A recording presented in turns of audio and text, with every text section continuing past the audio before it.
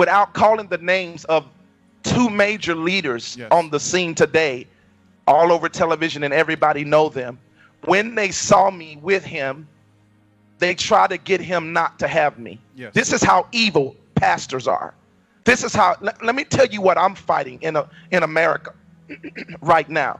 The very Sanhedrin or chief leaders that you look up to and that we all have looked up to at one time, these people are trying to stop me. That's right, I'm saying it because I want their sorry tale to hear me. Because I'm going to tell you something. I don't care how big your ministry is. If you fight me, you're coming down. I have the keys of the kingdom. I can lock up heaven against you. I can shut it and make it brass against you. In one day, pastor, leader, Jesus is the head of the church. You are not. And the head of the church gave me the keys, not just to his church, to his kingdom. That's bigger than the church. And if I'm lying, I can die right now.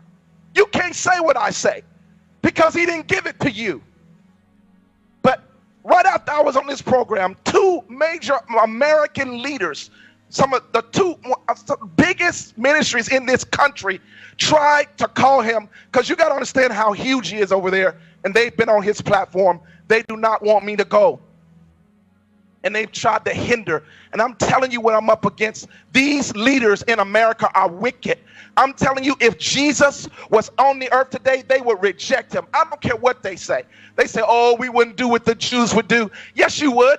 You're doing me that way. You're doing somebody who sit directly from his face that way. You're doing his best friend that way. So what makes me think you ain't going to do him that way? You're lying to yourself.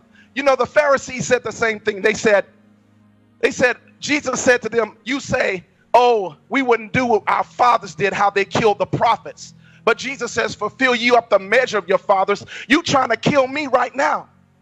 And I was sent from God. He says, you are of your father, the devil. And I'm going to say this. I don't care who you are. I don't care what your name is. You ain't bigger than me. You ain't bigger than God here. Do you understand that? I can lock up heaven on you in one moment. I have the keys, and Christ will back me. I guarantee you that. And most of these big ministries that are trying to stop the new generals from coming, because I am the next general on the scene. All of you who trying to stop divine authority that God has set up, you're going down. Your ministry is going down. Everybody who fights the new leadership, just like Saul tried to fight David, Saul eventually died. And I want to say this to the leaders that are listening to me. If you don't repent, you will die out. Go ahead, Pastor Joseph. Tell them, because you were there, you saw Yes, it, sir. and they told you first. Go ahead. Yes, sir. And so, you know, like he was Mentioning their names. We don't have Yes, to mention sir. their names. They know who I'm talking about because Understood. I know they follow me. I want you to hear me. I don't care how big you are. I don't care who you think. And these are not just one culture leaders. These are black leaders and these are Caucasian leaders. I don't care if you black or white. You can't stop this. If you try, you will be judged. And my words are not empty words. And they're not threats. I don't care who you are. You cannot do a front against the Son of God. When you touch me, you touch him. We are that close. I don't care what you say. I don't care what other people say about me. I have my report from God. You are messing with divine fire, and you're going to get not just burned, you're going to get singed, and you're going to get consumed. For our God is a consuming fire. You mess with him, you're going to get consumed. Go ahead, Joseph, tell him what happened. Yes, sir. And so like he was saying, he said, you know, the Father had visited him, and he don't care who said what. He was going to work with Apostle on the earth. And, you know, Apostle, he knows that you have the harvest tool, the key to the harvest, because it's only 2% Christian in Pakistan. Out of 20 million people, only 2% Christian.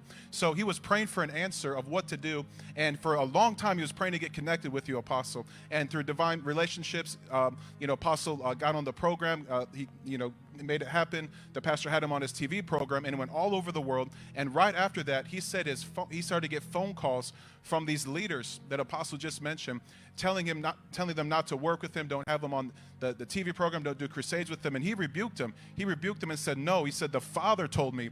I don't care who says what. He even told his wife that. I don't care what these people say. He said, God himself visited me and told me to do crusades with Apostle and to have it on my TV program.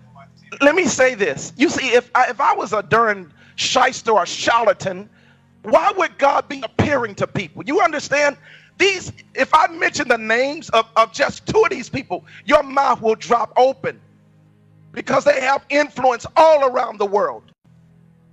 And the only thing that stopped this major pastor from not having me is because Jehovah came to him in a freaking dream and told him what to do. You see, I want to say this to you leaders. You need to be afraid. You don't just need to be afraid of God. You need to be afraid of me. Yeah, that's right. I said that. Oh, I want to mess with you because I know this. Oh, now they're just falling out of their chair. He said we should be afraid of him. I freaking said it. You need to be afraid of me. What did God say to Miriam and Aaron? He says, you should have been afraid to speak against my servant Moses.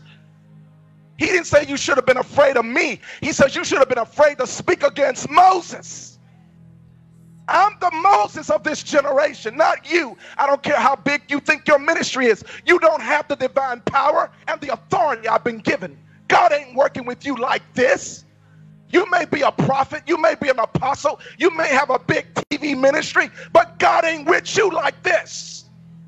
You must submit to me, not me you. Go ahead, Pastor Joseph.